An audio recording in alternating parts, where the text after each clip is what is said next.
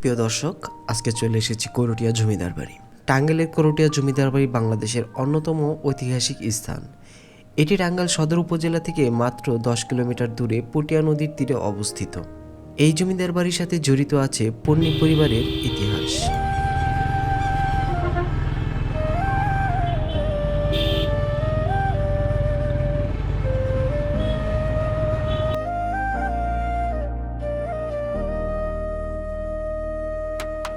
করটিয়ার জমিদার বাড়ির ইতিহাস অত্যন্ত সমৃদ্ধ এবং এটি টাঙ্গাইলের সাংস্কৃতিক ঐতিহ্যের একটি অবিচ্ছেদ্য অংশ।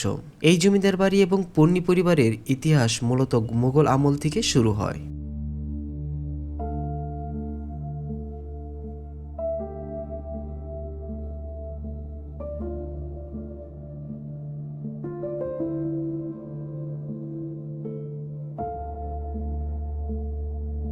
করটিয়ার জমিদাররা ছিলেন আফগান বংশোদ্ভূত পন্নী বংশের সন্তান।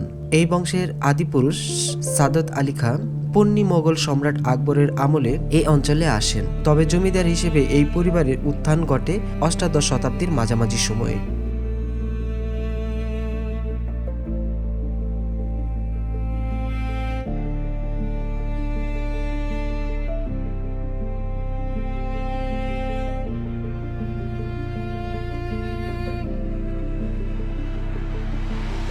এই বংশের সবচেয়ে জনপ্রিয় এবং প্রভাবশালী জমিদার ছিলেন হাফেজ মাহমুদ আলী খান পন্নী এবং তার পুত্র ওয়াজেদ আলী খাঁ পন্নী মানে চাঁদ মিয়া। ওয়াজেদ আলী খাঁ পন্নী শুধুমাত্র একজন জমিদার ছিলেন না, তিনি ছিলেন একজন বড় মাপের সমাজসেবক এবং দানবীর।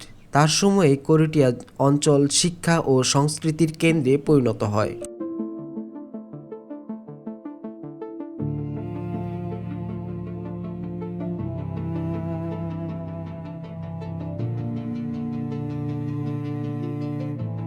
করটিয়া জমিদার বাড়ির ইতিহাসের সাথে শিক্ষা বিস্তারের গভীর সম্পর্ক রয়েছে।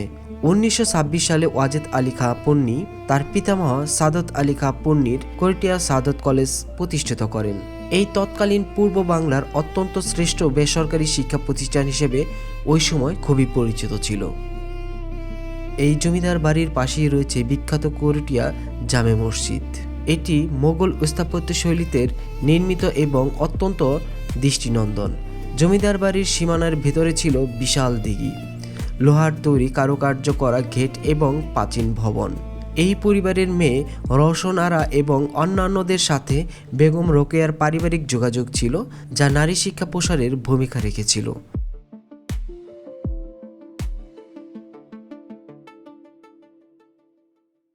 প্রজাতন্ত্র আইনের মাধ্যমে আনুষ্ঠানিকভাবে জমিদারি ব্যবস্থার অবসান ঘটে। বর্তমানে এই বাড়ির অনেক অংশ জীর্ণ হয়ে পড়লেও এর রাজকীয় ফটক এবং মসজিদটি এখনও ইতিহাসের সাক্ষী দিচ্ছে। করটিয়া জামে মসজিদটি দর্শনার্থীদের জন্য বিশেষ একটি আকর্ষণ। মোগল এবং আধুনিক স্থাপত্যের সংমিশ্রণে তৈরি এই মসজিদের গম্বুজ আর মিনারের কারুকার্য এখনও অনেক সজীব। বিশেষ করে মসজিদের ভেতরের প্রশান্তি এবং ঐতিহাসিক টাঙ্গাইলের মানুষের কাছে গর্বের বিষয়।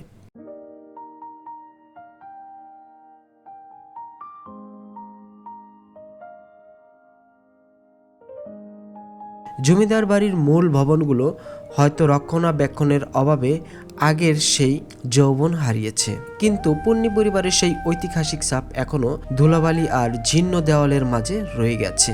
আপনি যদি ছবি তুলতে পছন্দ করেন তবে এই পুরনো দেওয়াল আর নকশাগুলো আপনার ক্যামেরায় দারুণ সব ফ্রেম তৈরি করতে পারে।